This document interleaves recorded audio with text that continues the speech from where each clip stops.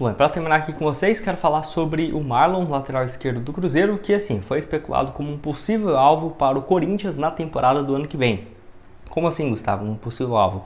O Corinthians, então, que busca um jogador para essa função, pelo lado esquerdo, até porque um reforço que chegou, né, que estava no Cruzeiro, vindo do Guarani, que foi o Matheus Bidu, não conseguiu dar conta do recado e, principalmente nessa reta final de temporada, acabou se queimando bastante com a torcida e não deve continuar para o ano que vem. Tem também o Fábio Santos para esse setor, que é bem mais velho e tudo mais, e que deve ter uma reformulação com a chegada do Mano Menezes e poderia então ser o Marlon esse jogador para fazer essa lateral esquerda.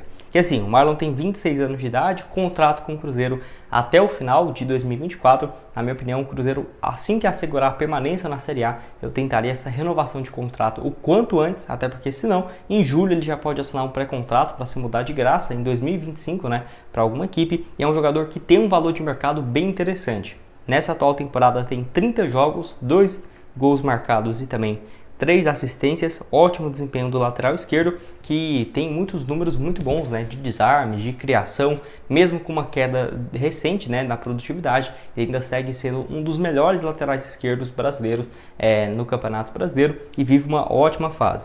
É aquela coisa, o Marlon não tem um valor de mercado baixo, eu até trouxe aqui algumas informações, quando o Juninho Capixaba, acho que é isso, né, que ele foi negociado do Red Bull Bragantino para uma equipe do futebol da Rússia por um valor superior aos 30 milhões de reais. E os números dele com o Marlon eram muito parecidos, até mesmo a idade era igual. E até falei para vocês, ó, se o Marlon for negociado, teria que ser por um valor próximo a isso, 25, 30 milhões de reais, que seria um valor que, ok, o Cruzeiro poderia trazer um substituto e ainda investir esse dinheiro em um outro setor, seja na zaga, ou no meio de campo, ou no ataque. Enfim, teve essas especulações do Marlon também no futebol russo que acabou não se concretizando. Até se falou em uma proposta de 24, 26 milhões de reais, mas realmente pensar o Cruzeiro vendendo o seu jogador titular na metade do ano, não acho que seria nada viável, mas pro ano que vem pode sim ser uma alternativa. Não acho que o Corinthians vai pagar aí 30 milhões de reais em um lateral esquerdo, viu? Eu acho essa alternativa muito inviável e pode até mesmo, dependendo do desempenho ou até das propostas que aparecerem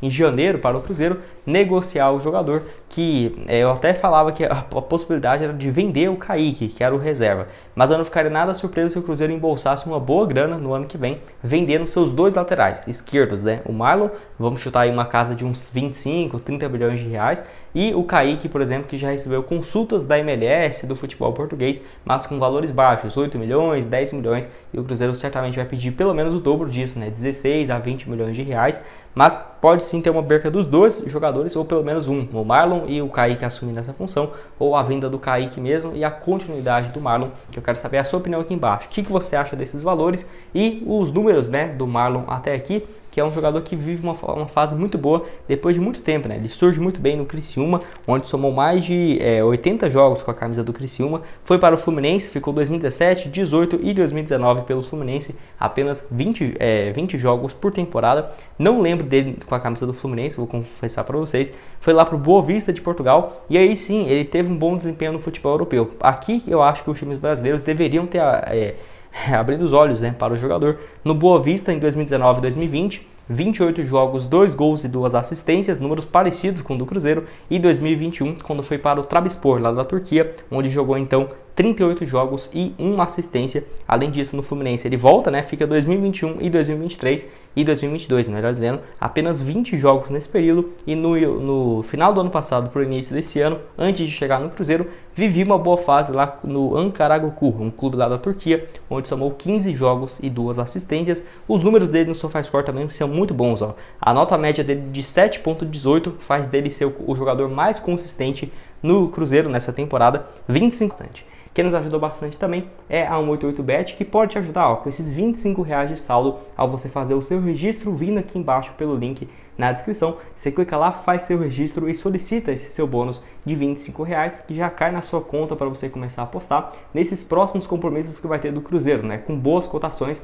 Eu estou gravando esse vídeo antes do jogo contra o Flamengo. Você pode pegar aqui essa boa cotação na vitória do Cruzeiro acima de 3 contra o Atlético Mineiro fora de casa no Clássico na próxima semana também, a partir de R$3 essa vitória do Cruzeiro, né, pagando mais de 3 vezes o valor, ótima cotação, e depois ainda tem esse compromisso contra o Bahia. Então para você começar hoje mesmo, lá na 188bet, o link vai estar aqui embaixo no primeiro comentário fixado, clica lá, faz seu registro e já vai ter esses R$25 para começar. Bom, então não é novidade para então eu quero trazer aqui os números do Fernando então nessa temporada. O portal Conexão Cruzeiro trouxe aqui, ele soma 26 jogos na temporada, 10 gols marcados, 2 gols nessa decisão na final da Copa do Brasil, 26 gols na temporada, 10 assistências, 2 gols na final da Copa do Brasil Sub-20 contra o Grêmio e 2 gols na final contra o Coimbra, né, do Campeonato Mineiro. Enfim, além disso, de um gol no Clássico contra o Atlético no Campeonato Estadual pelo time Sub-20. Ótimo desempenho do atacante de apenas 18 anos de idade, né? Que tá aí também uma das vantagens do Cruzeiro desde quando o Ronaldo assumiu o clube. Pelo menos a categoria de base foi totalmente reformulada e tá tendo muito mais resultados, no caso, nesses últimos anos. Não só pela conquista, mas também por vários jogadores que surgem muito bem e que, na minha opinião, até mesmo vários aqui já poderiam estar sendo aproveitados no time de cima. Vale destacar também que, no caso, os jogadores são muito mais jovens, né?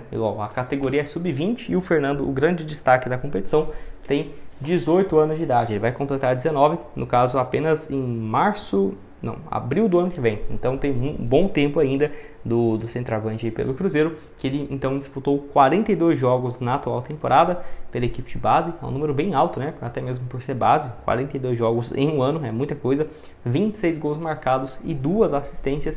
Ele chegou do Água Santa, vindo aqui na temporada passada para o time do Cruzeiro na equipe Sub-17. Ele estava com 16 anos, 11 jogos e 3 gols e sobe para a equipe Sub-20 no final do ano passado, onde somou só 2 jogos, mas ainda segue então para a equipe. O jogador que joga pelo time de base do Água Santa no time Sub-17 com 15 anos e no time Sub-20 a partir dos 16, então já mostra aí todo o potencial, né, que ele já parecia ter desde o início. E quando ele foi emprestado então pela equipe paulista ao Cruzeiro, fixou-se esse valor de R$650 mil para a compra em definitivo, né, do atacante Fernando. Quando o Cruzeiro quisesse, tem essa opção e essa prioridade da compra até o final desse ano. Ou seja, até o dia 31 de dezembro, o Cruzeiro pode fazer esse pagamento na casa dos R$650 mil e ficar em definitivo com o passe do jogador, que eu só não consegui achar aqui o percentual exato. Se, por exemplo, o Cruzeiro já tem 20 e compraria mais 50, ficaria com 70 no total. Ou se não tem nada e compraria mais 60, 70, 80%. Não sei dizer qual o percentual exato desses R$650 mil, mas é um valor sim relevante. Não seria 30, 25 ou 40% apenas do Fernando.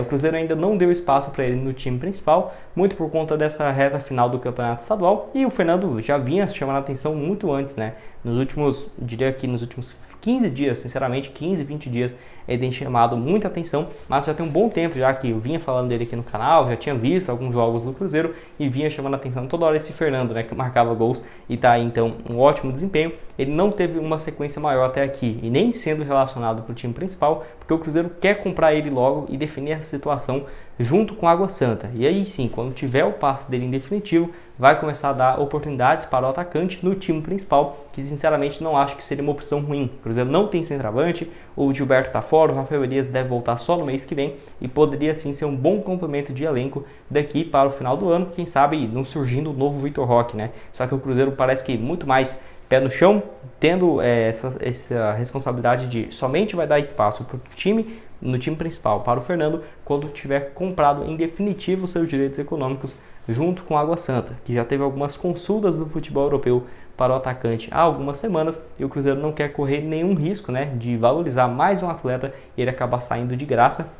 Mas igual eu falei, já bem encaminhado para ter essa compra em definitivo, de acordo também com o Jorge Nicola, o Cruzeiro bem próximo de quitar e fazer esse pagamento de R$650 mil para ter o jogador em definitivo, muito mais por conta de enrolação, burocracia e tudo mais para essa compra, do que provavelmente o Cruzeiro sem condições de fazer esse pagamento, até porque não é um valor gigante, né? Não é 10 milhões, 12. Se fosse aí sim, eu diria que era problema em enrolação por parte financeira do Cruzeiro, mas 650 mil, o Cruzeiro aí no jogo contra o Flamengo deve ter um lucro muito maior do que esse, né? Uns 2 milhões, 1,5 milhão de reais tranquilamente. Então quero saber o que você tem a dizer sobre o atacante Fernando e se ele merece espaço ou não para a sequência aí do ano. Tem esse jogo contra o Flamengo, clássico contra o Atlético Mineiro, sequência contra o Bahia, vários jogos importantíssimos na reta final do Brasileirão. Deixe a sua opinião aqui embaixo sobre o atacante de apenas 18 anos de idade.